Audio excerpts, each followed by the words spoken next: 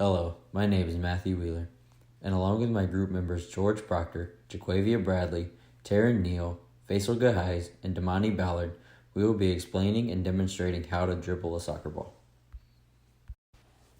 There are 5 basics to know when learning to dribble a soccer ball. First, start in an athletic position with your knees slightly bent to be ready to move when you receive the ball. Second, use the laces and outside of your foot to kick the ball forward in front of you. Later on, you will incorporate the instep of your cleats to make more advanced movements. Third, use light touches on the ball for smaller movements until eventually progressing to more firm touches while running with the ball. Fourth, look down at the ball to see what you're doing and to get a sense of how far the ball moves when you hit it. As you begin to get more comfortable, you will start to pick your head up to see what's downfield instead of what's at your feet. Finally, learning to dribble with both feet will feel unnatural at first, but eventually both feet will feel the same and you will become an even better player and be able to do more on the field. Next, we'll go over the steps to kicking a ball.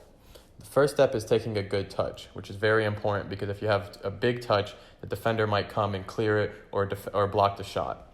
The second part is to look at the ball. You need to visualize how you'll look kicking the ball and what part of the ball you want to kick it.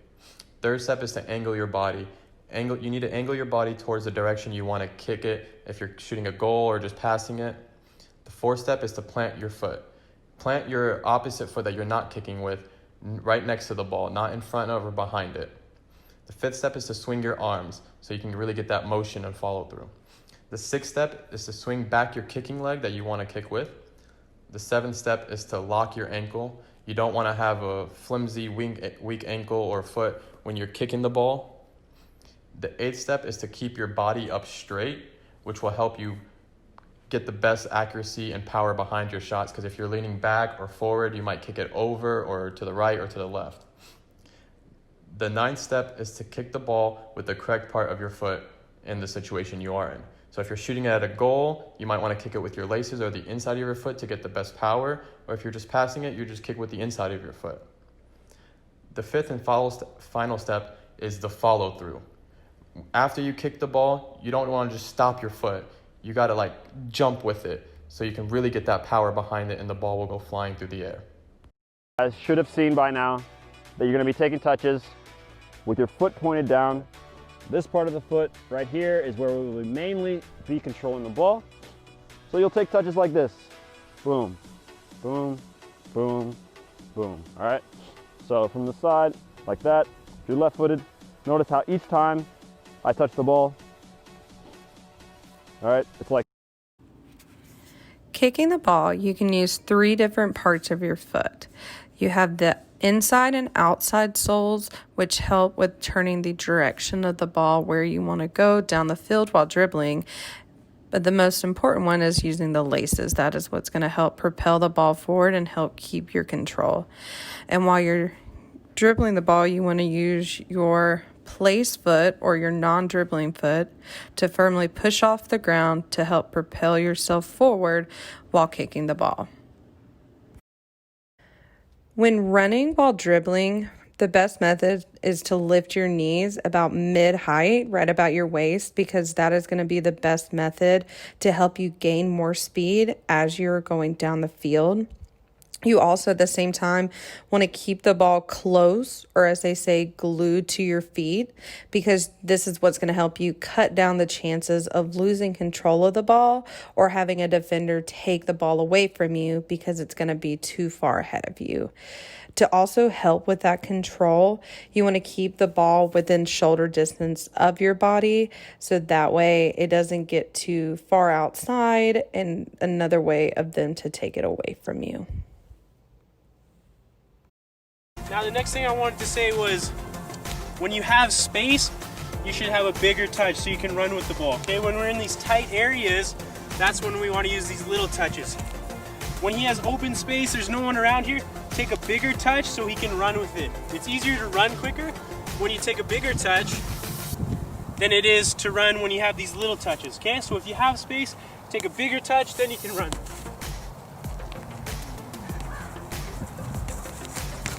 Okay, Jake, why don't you try? Take a nice big touch to get going, use some speed, come back, try an outside turn when you get there. Ready? Go ahead. Good. Okay, see that big touch allows him to run with more speed. Very good, very good. Dribbling with a defender. Step 1. Approach the defender while dribbling with the outside of your foot. When you dribble into pressure, it's best to keep the ball close to you. Dribbling with the outside of your foot, this helps you maintain ball control and gives you the flexibility to go into many different moves. Step 2. Try a move when you're 3 to 4 feet away. Doing a move when you're too far away from the defender will give them time to recover, but starting too close might not give you enough room to complete it. Starting when you're about 3 to 4 feet away gives you the best chance of getting past the defender. No matter what move you use, remember to keep moving as you do it. Stopping completely will take away your momentum and give the defender a chance of closing on you. Step 3. Tap the ball to the side and use a quick change of direction to get past. Dribble straight at the defender. Once you get a few feet away, quickly tap the ball away from the defender at a 45-degree angle using the outside of your foot. Accelerate to space, keep the ball close to you so another defender cannot pick it up. Hi everybody, I'm George Proctor and the fundamentals I chose was rhythm and hopping. Rhythm is really important in soccer because it allows you to move fast and move unpredictably when you are playing against an opponent. Also, rhythm is super important for your technique, as if you have no rhythm, then your technique will more than likely be bad. I know as a soccer player myself, we do a lot of drills for rhythm which work on fast feet and moving your feet fast and being able to move unpredictably for when you're playing against other opponents. For kicking a ball, rhythm is super important as it allows you to have good technique and make sure all of the steps come in due time to allow you to have good technique. Onto hopping. Hopping is also super important in soccer as it allows you to challenge for the ball when you are trying to head the ball. It is also important when kicking a ball, which is our skill we chose. There's a new technique in soccer which is called the knuckleball, and it's basically when you kick the ball, afterwards you hop on your follow through with your standing leg, and this allows the ball to move in the air and it allows it to be unpredictable for goalkeepers.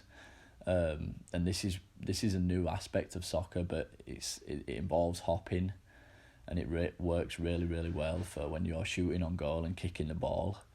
So yeah, hopping is also super important in soccer. Coordination is very important when it comes to sports. Soccer, and specifically, it controls the body movements. It's super important during training as well as games. Lack of coordination is lack of performance. Your skills will be weaker, techniques will be poor, change in directions will be bad, even the body performance will be off.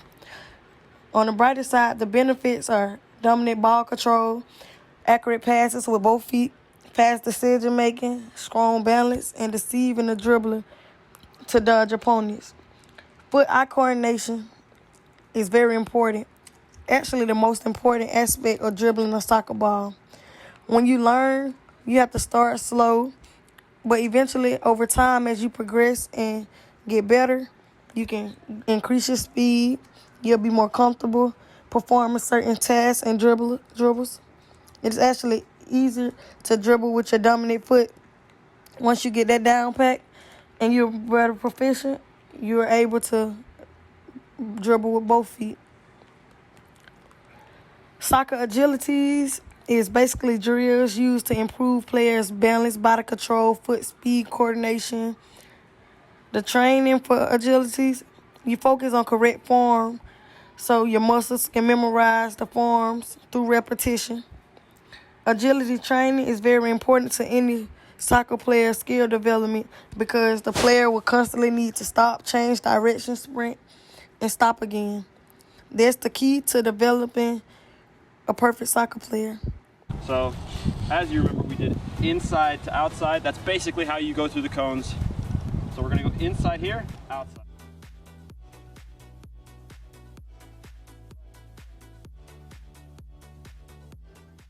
Start back over here, move the ball there, there.